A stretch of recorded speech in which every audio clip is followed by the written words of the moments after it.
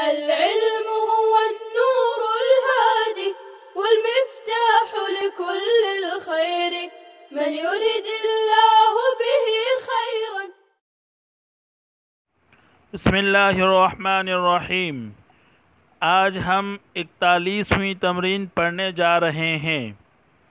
اس سے پہلے جو تمرینیں گزری ہیں ان تمرینوں میں جملہ اسمیہ کی مشق کرائی گئی تھی. اس تمرین سے جملہ فعلیہ کی مشق کرائی جا رہی ہے. ہم نے پڑھا ہے کہ جملے کی دو قسمیں ہیں، جملہ اسمیہ اور جملہ فعلیہ. جملہ اسمیہ کی بحث ختم ہوئی، اب جملہ فعلیہ کی بحث شروع ہو رہی ہے. جملہ فعلیہ اس جملے کو کہتے ہیں جس کی ابتدا فعل سے ہوئی ہو، یعنی جس کا پہلا لفظ فعل ہو، اس کو جملہ فعلیہ کہا جاتا ہے.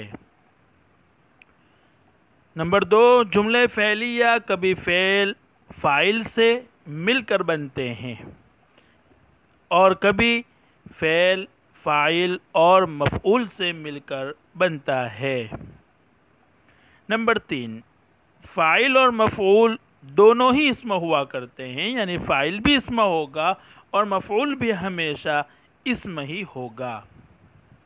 نمبر 4، فاعل ہمیشہ مرفوع ہوتا ہے، اس پر رفع آتا ہے، اور مفعول ہمیشہ منصوب ہوا کرتا ہے. نمبر 5، جملہ فعلیہ میں پہلے فعل پھر فاعل اور سب سے آخر میں مفعول لایا جاتا ہے، یعنی اکثر ترتیب اسی طرح ہوتی ہے کہ پہلے فعل ہوگا، پھر فاعل ہوگا اور سب سے آخر میں مفعول ہوگا. نمبر 6، مفعول کبھی فاعل سے پہلے اور ضرورتاً فعل سے پہلے بھی آتا ہے، یعنی ترتیب بدل جائے گی تو پہلے فعل ہوگا، پھر مفعول ہوگا اور پھر فاعل ہوگا. اور کبھی ایسا بھی ہوگا کہ سب سے پہلے مفعول، پھر فعل اور پھر فاعل ہوگا. البتہ فاعل اپنے فعل سے پہلے نہیں آتا، یعنی کبھی ایسا نہیں ہوگا کہ فاعل فعل سے پہلے آ گیا ہو، ایسا کبھی بھی نہیں ہوگا، بلکہ فاعل ہمیشہ فعل کے بعد ہی آئے گا. آگے اب فاعل کے اعتبار سے فعل کی وحدت و جمع کا قاعدہ بیان کیا جا رہا ہے. فعل کا فاعل جب اس میں ظاہر ہو یعنی ضمیر نہ ہو تو ہر حال میں فعل واحد ہی آئے گا، خواہ فاعل واحد ہو یا تثنیہ ہو یا جمع ہو. جیسے جاء رجل، جاء رجلان، جاء رجال. تینوں مثالوں میں ہم نے دیکھا، پہلی مثال میں فاعل واحد ہے، دوسری مثال میں فاعل تثنیہ ہے اور تیسری مثال میں فاعل جمع ہے، لیکن فعل تینوں مثالوں میں واحد ہی ہے، اس لیے کہ ان تینوں مثالوں میں فاعل اس میں ظاہر ہے. اسی طرح جاءت امرأۃ، جاءت امرأتان اور جاءت نساء، ان تینوں مثالوں میں بھی فعل واحد ہی ہے، جبکہ پہلی مثال میں فاعل واحد ہے، دوسری مثال میں فاعل تثنیہ ہے اور تیسری مثال میں فاعل جمع ہے. لیکن چونکہ فاعل اس میں ظاہر ہے، اس لیے فعل تینوں مثالوں میں واحد ہی آیا. جب فعل کا فاعل کوئی اس میں ظاہر نہ ہو بلکہ فاعل ضمیر ہی ہو تو پھر فعل اپنی ضمیر کے مطابق ہی آئے گا، یعنی واحد کے لیے واحد اور تثنیہ و جمع کے لیے تثنیہ و جمع. جیسے الولد قام، الولدان قاما، الاولاد قاموا. ان تینوں مثالوں میں فاعل اس میں ضمیر ہے. پہلی مثال میں قاما میں فاعل ہوا کی ضمیر ہے جو اندر پوشیدہ ہے. دوسری مثال میں قاما فعل ہے، اس کا فاعل الف ہے. اور تیسری مثال میں قاموا میں واو جو ضمیر ہے وہ اس کا فاعل ہے۔ ان مثالوں میں فاعل اس میں ظاہر نہیں ہے بلکہ ضمیر ہے، اس لیے فعل ضمیر کے مطابق لایا گیا۔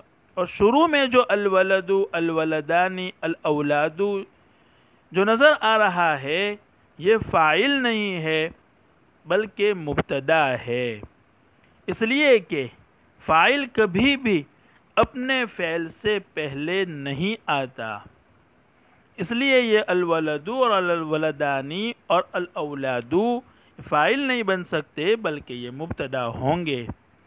یہ قاعدہ تھا فعل کی وحدت تثنیہ و جمع کا۔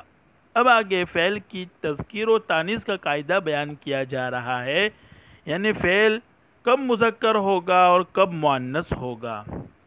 افعال کی تذکیر و تانیث میں قاعدہ یہ ہے کہ اگر فاعل مذکر ہو تو فعل بھی مذکر لایا جاتا ہے، اور اگر فاعل مؤنث ہو تو فعل بھی مؤنث لایا جاتا ہے، جیسا کہ اوپر کی مثالوں میں رجل کے لیے جاء فعل مذکر اور امرأۃ کے لیے جاءت فعل مؤنث لایا گیا، یعنی فاعل مذکر ہوگا تو فعل مذکر، اور اگر فاعل مؤنث ہے تو فعل بھی مؤنث ہوگا۔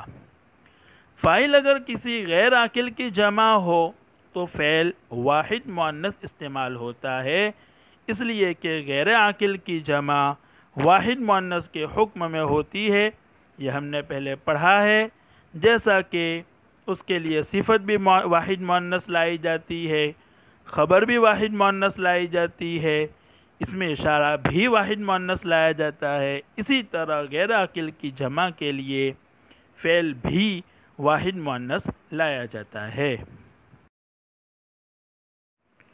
اب ہم تمرین دیکھتے ہیں، تو سب سے پہلے ہم الفاظ و معانی دیکھیں گے۔ پہلا لفظ ہے اسفر، یہ باب افعال سے آتا ہے، معنی ہے روشن ہونا۔ اسفر یسفر اسفارا۔ دوسرا لفظ ہے الصبح، جمع اس کی اصباح آتی ہے، معنی ہے صبح۔ تیسرا لفظ ہے صاح، یہ باب ضربہ سے ہے، صاح یصیح، مصدر صیحن آتا ہے، معنی ہے چیخنا۔ چوتھا لفظ ہے الدیک، جمع اس کی دیوکن آتی ہے، معنی ہے مرغا۔ اس کے بعد لفظ ہے استیقظ، یستیقظ استیقاظا، یہ باب استفعال سے ہے، معنی ہے بیدار ہونا۔ اس کے بعد ہے حب، یہ باب نصر سے ہے، یحب حبوبا مصدر آتا ہے، معنی ہوا کا چلنا۔ اس کے بعد لفظ ہے الریح، جمع اس کی ریاح، اور دوسری جمع اریاح آتی ہے، معنی ہے ہوا۔ اس کے بعد لفظ ہے المطر، جمع اس کی امطار آتی ہے، معنی ہے بارش۔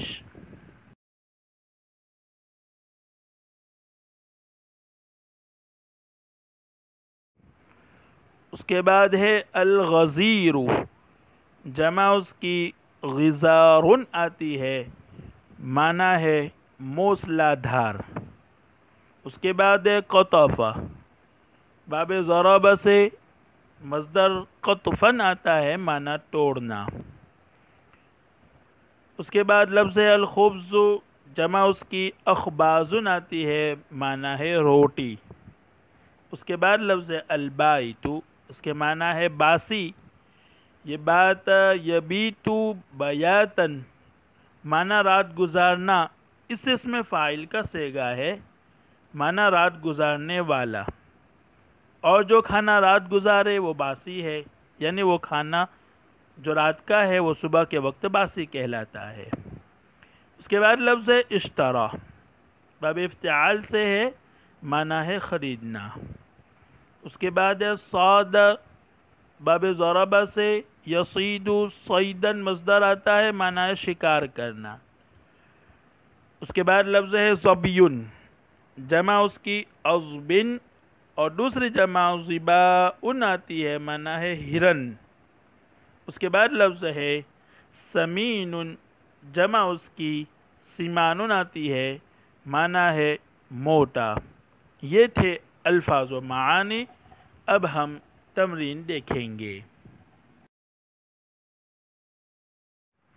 پہلا جملہ ہے اسفر الصبح، صبح روشن ہوئی۔ اسفر فعل ہے، الصبح فاعل ہے۔ چونکہ الصبح فاعل ہے اس لیے اس پر رفع آیا۔ دوسرا جملہ ہے صاح الدیک الصائح، بانگ دینے والے مرغے نے بانگ دی۔ صاح فعل ہے، الدیک الصائح یہ فاعل ہے۔ الدیک موصوف، الصائح صفت، موصوف صفت مل کر فاعل بن رہا ہے۔ چونکہ یہ فاعل بن رہا ہے اس لیے اس پر رفع ہے۔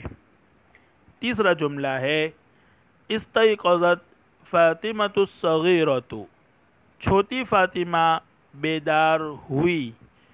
استيقظت فعل ہے اور فاطمۃ الصغیرۃ یہ فاعل ہے، یہ بھی موصوف صفت مل کر فاعل بن رہا ہے۔ چوتھا جملہ ہے ہبت الریح الشدیدۃ، سخت ہوا چلی۔ ہبت فعل اور الریح الشدیدۃ موصوف صفت مل کر فاعل ہے۔ پانچواں جملہ ہے نزل المطر الغزیر، موسلا دھار بارش برسی۔ نزل فعل، المطر الغزیر موصوف صفت مل کر فاعل بن رہا ہے۔ چھٹا جملہ ہے حفظت تلمیذ الدرس، طالب علم نے سبق یاد کیا۔ اس جملے میں حفیظہ فعل ہے، التلمیذ فاعل ہے اور الدرس مفعول ہے۔ التلمیذ فاعل ہے اس لیے اس پر رفع آیا، اور الدرس مفعول ہے اس لیے اس پر نصب آیا۔